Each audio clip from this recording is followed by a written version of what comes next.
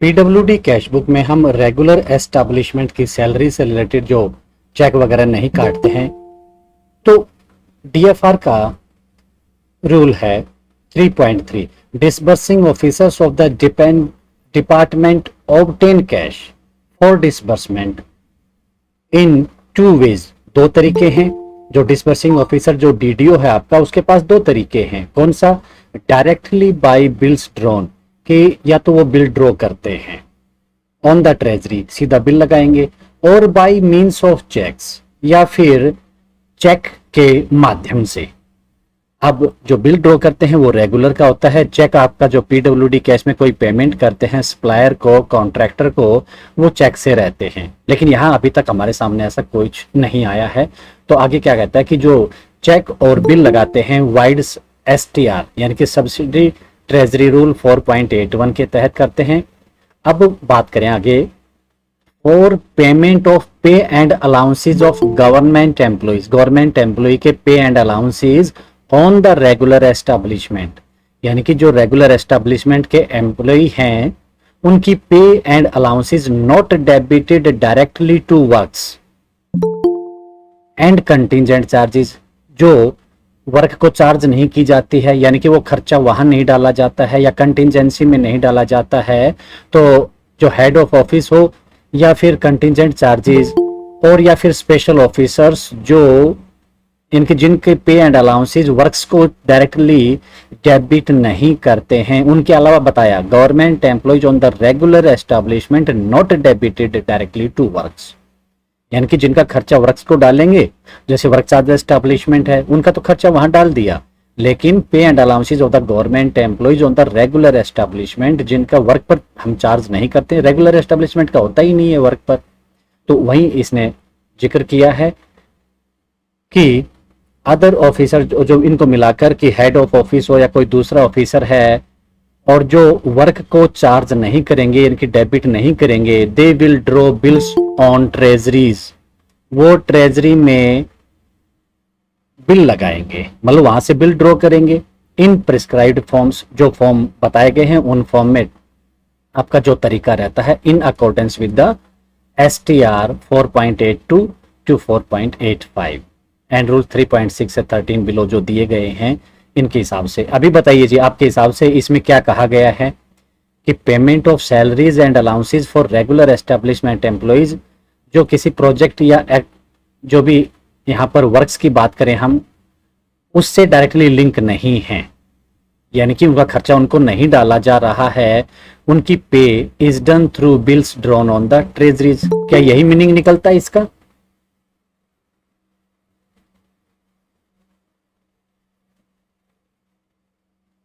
हाँ जी बोलिए। हाँ जी सर, यही है। तो इसका मतलब ये हो गया कि हम रेगुलर स्टाफ का जो पे एंड अलाउंसेज का जो फिगर है वो आपका जो चेक से पेमेंट नहीं करेंगे, बिल लगाएंगे।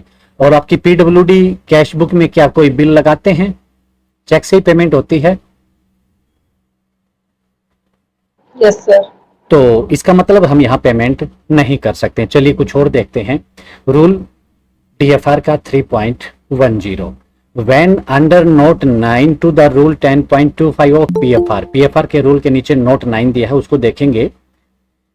Payment on account of an advance on transfer, अभी मना कर रहा है कि चेक से पेमेंट रेगुलर स्टाफ को नहीं की जाएगी, उनके बिल ड्रॉ किए जाएंगे ट्रेजरी से, ये वर्ड बता दिया। अब ये कहता है कि payment on account of an advance on transfer is made, कि ट्रांसफर जाए तो पेमेंट की जा सकती है advance from the permanent advance works impressed, कि वर्क का इंप्रेस्ड कुछ, अब जब दूसरा cash in the hands of the disbursing officer concern, तो जिस डीडीओ के अंडर में वो काम कर रहा है एम्प्लॉई, रेगुलर की बात हो रही है यहाँ, अगर उसको एडवांस देना पड़े ट्रांसफर पर, वर्ड है ट्रांसफर, द अमाउंट एडवांस्ड, जो अमाउंट एडवांस दी है, should not be debited as a final transaction.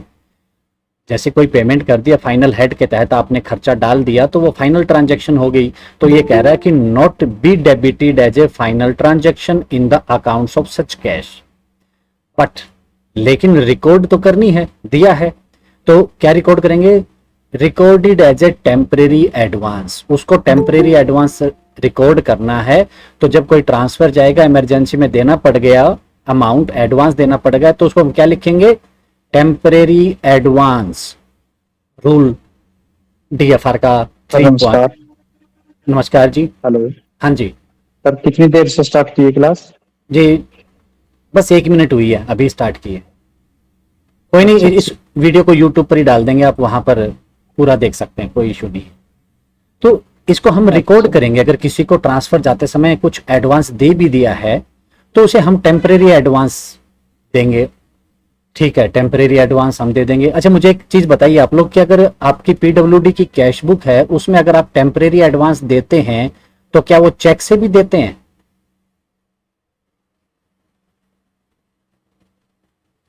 Check को इनकेश करवाते हैं सर, बाद में देते हैं। हेलो, आप ओवरऑल ये कह सकते हैं कि आप कैश में ही पेमेंट कर रहे होंगे।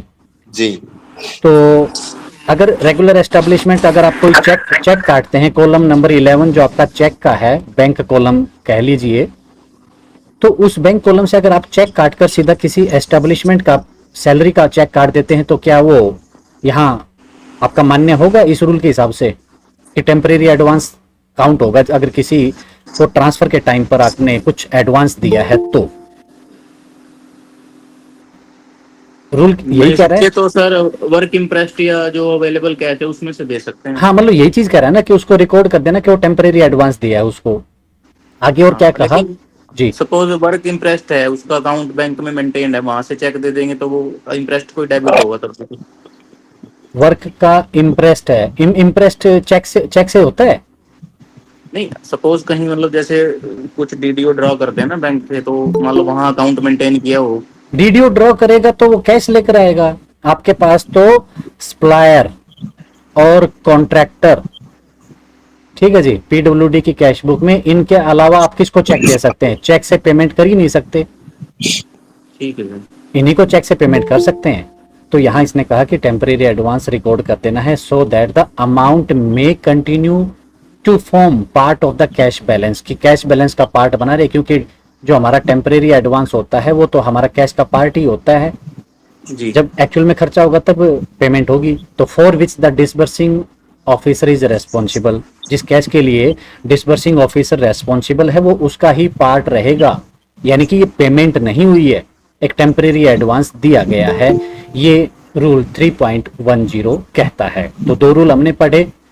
अब जो नोट 9 का हवाला दिया है उसको देख लेते हैं क्या कहता है। और वो नोट 9 है पीएफआर का 10.25 का जो रूल है, जिसमें advance may also be made to the purpose specified below, कि रेगुलर आपकी पीएफआर तो रेगुलर स्टाफ के लिए है, तो वहां जो एडवांस दे सकते हैं इस पर्पज से जो एडवांस की बात कर रहे हैं, तो 10.25 में बताया कि रेगुलर को दे सकते हैं। लेकिन हमारा जो इशू पीडब्ल्यूडी कैश बुक का था, तो रेगुलर एम्प्लॉय है इसलिए उसके रूल तो पीएफआर में बताए जाएंगे।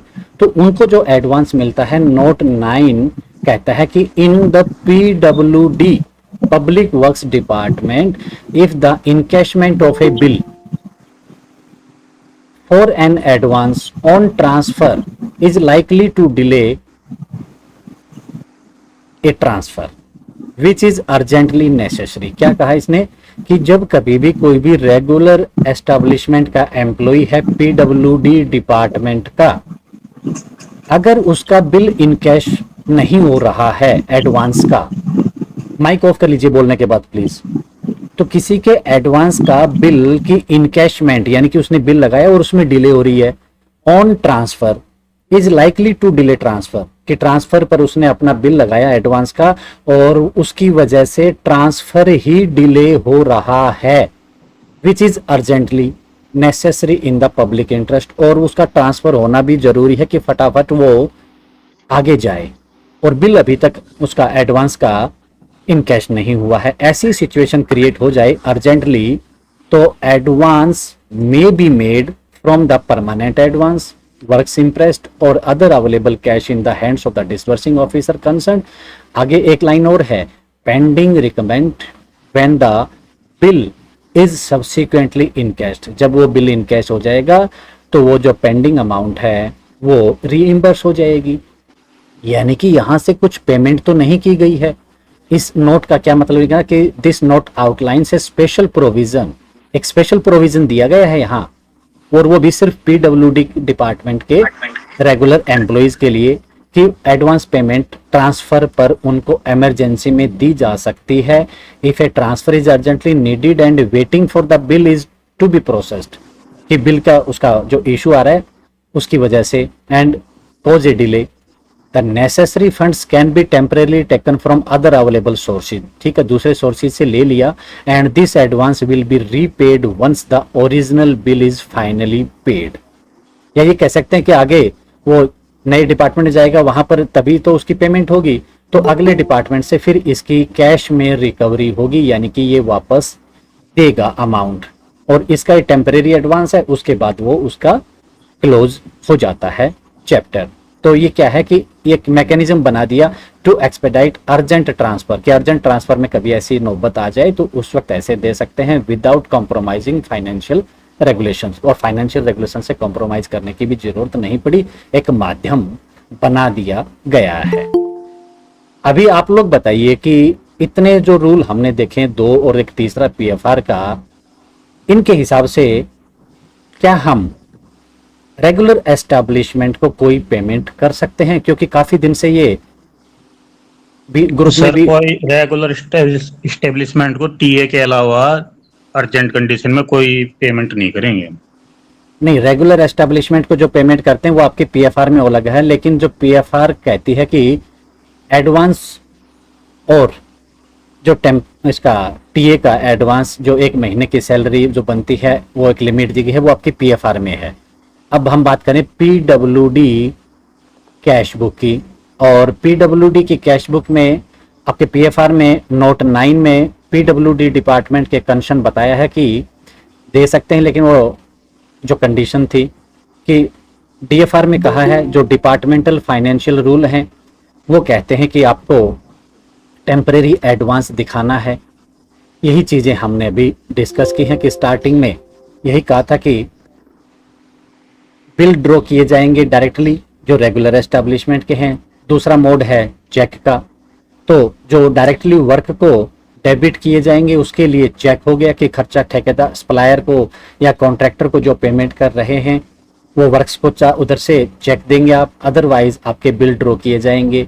तो यहीं पर वही मीनिंग था कि ट्रेजरी जो भी है कि हेड ऑफ ऑफिस और अदर ऑफिसर्स ड्रॉ बिल्स, वो बिल ड्रॉ करेंगे, यहाँ इस कैश बुक से चेक नहीं दिया जाएगा। 3.10 में यही कहता था कि वो फाइनल ट्रांजैक्शन अकाउंट में नहीं रहेगी, उसको टेम्परेरी एडवांस शो किया जाएगा, और जो भी अवेलेबल कैश होगा डीडीओ के पास उसमें से वो उसे टेम्परेरी दे देगा। और रूल 9 भी फिर यही कहता है कि ये पेंडिंग जो अमाउंट है जो टेम्परेरी एडवांस दिखाया था उसको फिर उससे ले लिया जाएगा जब उसकी पेमेंट हो जाएगी, कि पेंडिंग जो रहेगी रिम्बर्स कर लिया जाएगा। तो इस डिस्कशन से तो यही क्लियर हुआ है कि जो भी रूल्स हैं डिपार्टमेंटल फाइनेंशियल रूल्स, हम इनको इग्नोर करके जो भी एंट्रीज करना चाहें कैश बुक में कर सकते हैं, कोई दिक्कत नहीं है। लेकिन जो डीएफआर के रूल हैं और हमने पीएफआर के जो रूल देखे उसके हिसाब से ये डिस्कशन कंक्लूजन यही है कि रेगुलर एस्टैब्लिशमेंट की जो सैलरी है, जो पे एंड अलाउंसेस हैं, वो ट्रेजरी से बिल ड्रॉ किए जाएंगे। Will draw bills on treasury, यानी कि हम चेक नहीं काट सकते। सर ओके एक जी, डाउट है, जी ये तो सर ठीक है, लेकिन सर जब वो एम्प्लॉय रिफंड करता है चेक से एक्सेस सैलरी, तो उसको कैसे डील करेंगे सर? ओके, मुझे एक छोटा सा एग्जांपल है, मैं बात करता हूं आपसे। अगर मैंने आपको 1 लाख रुपए दिए हैं और आपको वो रिफंड करने हैं, तो वो रिफंड कहाँ करेंगे आप? क्या सी सिंह को दे देंगे? क्या बी सिंह को दे देंगे?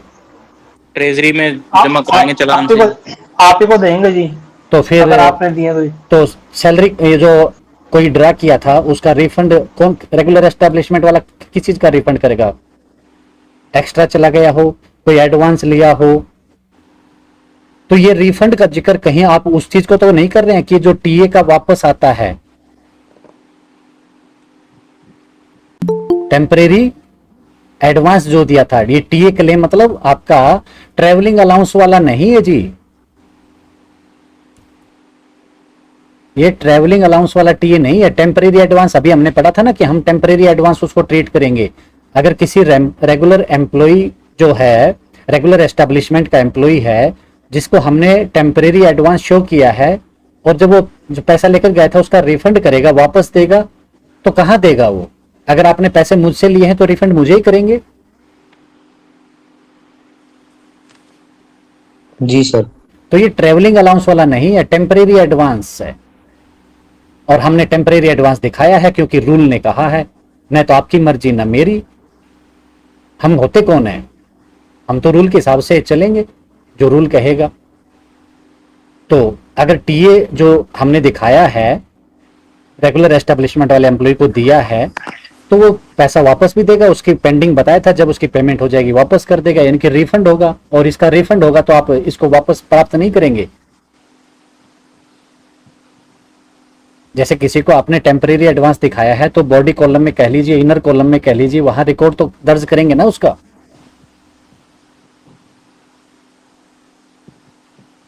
टेम्परेरी एडवांस का तो तरीका आपका यही है, जब वापस आ जाएगा तो आप उसको क्लोज कर दीजिए।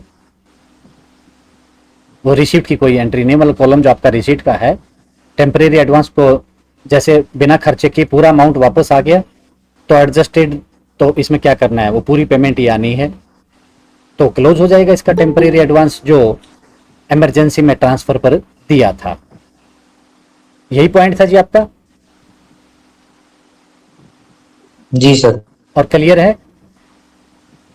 जी। इसके अलावा किसी भी प्रकार का रिफंड हो, वो रिफंड तो आपका सैलरी से, ओवरड्रान पे एंड अलाउंसेस का कुछ भी वापस कर दे, वो इसमें नहीं आएगा। पता नहीं, मुझे नहीं पता, ये मिसअंडरस्टैंड करके बता रहे हैं लोग, या किस वजह से कह रहे हैं कि रिफंड तो वापस आएगा ही। रिफंड हर किसी चीज का वापस नहीं आएगा। ये रिफंड जो टेम्परेरी एडवांस जो दिया है, जो रूल कहता है टेम्परेरी एडवांस शो करना है, इसी का रिफंड तो यही आएगा क्योंकि पैसा यहीं से गया है।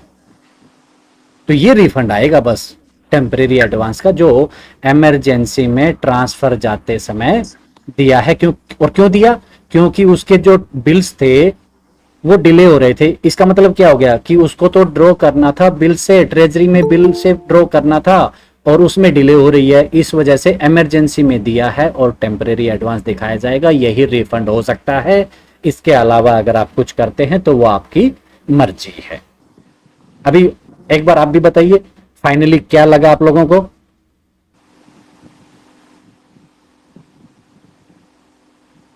सर क्वेश्चन में कह देता है रेगुलर स्टाफ की सैलरी बाय चेक करी है, ये इरेगुलरिटी है। इरेगुलरिटी नहीं है जी। इरेगुलरिटी होती है आपको करना था और आप गलत ऊपर नीचे करके कुछ कर रहे हैं, कि कभी कर दिया कभी नहीं कर दिया, वो होती है इरेगुलरिटी, कि आपके रूटीन से हटके कुछ कर रहे हैं। एक होती है एरर, गलती। ठीक है जी। करनी नहीं है, अगर सैलरी का बाय चेक आ जाए तो रेगुलर स्टाफ की। क्लियर नहीं हुआ तो देखिए जी, इससे ज्यादा तो शायद क्लियरेंस रूल। मैं ये नहीं कह रहा। सैलरी अगर सिर्फ बाय चेक है तो वो रिफंड अपना वो इसमें कैश बुक में लेंगे सर, इसको दो जी। चलिए कोई नहीं, आप ले लीजिए, मैं ये नहीं कह रहा हूं कि नहीं लेनी है, मैं तो रूल की बात कर रहा हूं कि रूल क्या कहता है। सर जो मान लो जो रेगुलर एस्टेब्लिशमेंट है उसकी सैलरी अलग हेड से डेबिट होती है, वो हम कैश बुक में कैसे डाल देंगे? देखिए कैश बुक में तो मैं डाल भी नहीं नहीं कर रहा हूँ, ये रूल क्या कह रहे हैं वो बता रहे हैं ना, कि रेगुलर जो एम्प्लॉय हैं वो तो बिल ड्रॉ करेंगे ट्रेजरी पर। डायरेक्शन एडमिनिस्ट्रेशन वाला उसमें आता है, जो हेड है उसमें अलग, वो कैश बुक का पार्ट ही नहीं है जी वो तो। देखिए यहाँ लिखा है क्लियर, रूल 3.3 कह रहा है हाँ कि आप चेक से कैसे दे देंगे, बिल्कुल जी। बिल ड्रॉ करने हैं, और जिसको लिखना वो लिखे, और जो कह रहा है कि लिख आएंगे तो आएंगे, फिर आपके लिए आएंगे, क्योंकि आपने बस मान रखा है रूल के हिसाब से। आपके सामने रूल है, अभी डिस्कशन पूरे किए हमने तो। सर चेक तो एक्चुअल में काट दिया मान लो एक्शन ने जी, कल आप कैश चेस्ट को उखाड़ कर अपने घर ले जाएंगे, मान लिया मैंने, तो क्या होगा? मानने के लिए कुछ भी मान लो, एक सर ये बताइए, नोट 9 में पीएफआर में ये कह रहा है सर, ये पे की बात कर रहा है यहाँ पे एडवांस देने के लिए? आपने अभी लेट ज्वाइन किया क्या? सर अभी किया था। हाँ तो फिर नोट वो 9 देखिए रिव्यू कर दीजिए क्योंकि हमने लेट ज्वाइन किया था जी। वो कोई नहीं, अगर आप लेट आए हैं तो ये यूट्यूब पर वीडियो मिलेगी, वहां देख लीजिए जी, क्योंकि लेट ठीक है आप सर। हाँ जी, इसमें क्लियर बताया ठीक है गया है कि जो भी कैश अवेलेबल होगा उसमें से उसे देना है, और वो pending recoupment when the bill is subsequently encashed वो वापस ले लेना है, ये बताया गया है। जो लेट आए हैं वो यूट्यूब पर वीडियो देख लीजिएगा जी। बिल पेमेंट पीए का है या पे का है सर? हाँ जी, जो बिल था इसमें 9 बिल में पे का है या पीए का है? बुक आपके पास है, आप एक बार उसमें से और पढ़ेंगे तो अच्छी क्लियरेंस हो जाएगी। ये डीएफआर के रूल हैं 3.10 3.3, ये पेमेंट कंडीशन है कि डीडीओ किस प्रकार से पेमेंट कर सकता है, चेक से किसको करेगा, और बिल ड्रॉ करने हैं रेगुलर एस्टेब्लिशमेंट के, उसके लिए वो सब 3.3 3.10 और पीएफआर का 10.25 का नोट 9। ये नोट 9 में सर ये बिल कह रहा है यहाँ पर, ना तो टीए की कह रहा है, ऑन एडवांस कह रहा है खाली। सर आप ये पीएफआर 9 को इसलिए 9 नोट नंबर कितने का है जी? कौन सा नोट 9 10 आपका का है? 10.25 का है। आप अच्छा, जिन्होंने ये कहा कि ये तो बिल की कह रहा है, जो नोट 9 है बिल की कह रहा है, मान ली आपकी बात, लेकिन वो नोट 9 हम कहां से ढूंढ कर आए हैं? 3.10 में लिखा है कि note 9 to rule 10.25 of PFR. यहाँ किसका जिक्र किया है? Payment on account of an advance on transfer is made from the permanent advance interest available जो भी है, and the amount advance should not be debited final transaction in the accounts of such cash but recorded as temporary advance। सिर्फ और सिर्फ temporary advance record करने के लिए इसने कहा है, और यही रूल कहता है कि नोट 9 के तहत जो फिर आगे बनेगा, यानी कि इसका बिल कौन सा है? अगर आप बिल की बात करेंगे कौन सा बिल क्लियर होगा इसका? टेम्परेरी एडवांस जो दिया है, यानी कि जब वो ट्रांसफर जा रहा था उसके लिए उसे बिल लगाना था, बिल लगाया, बिल लेट हो गया, इसीलिए यहाँ टेम्परेरी एडवांस दिया है, तो उसका जो बिल है क्लियर हो जाएगा पेमेंट का, उस बिल का जो अमाउंट है यहाँ वापस टेम्परेरी एडवांस जो दिखाया है इसकी पेमेंट वापस हो जाएगी।